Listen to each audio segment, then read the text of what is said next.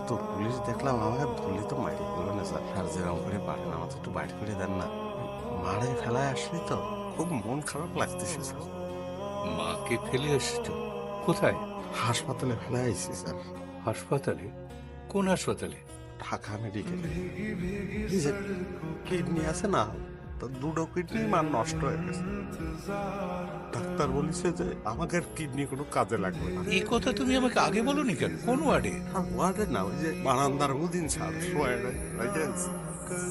টাকা পয়সা নেই, সামান্য জমি জমা ছিল স্যার। তা ওই আমি বিদেশ যাবো সেই জন্যই স্যার ওই জমি বেঁচে দিছি। তো ওরা কিরম করে লেগে নিছে আমরা তো বুঝিনি। বাবার কবর ওই জমির মধ্যে চলে, মা বলেছিল যে তার কবরটা যেন বাবার কবরের পাশে দেওয়া হয়। মা মরে গেলে মার কবর কিরম করে দেবো, করে দেবো স্যার, মার কবরটা স্যার করে দেবো স্যার, একটু বাড়ি করে দেবো স্যার।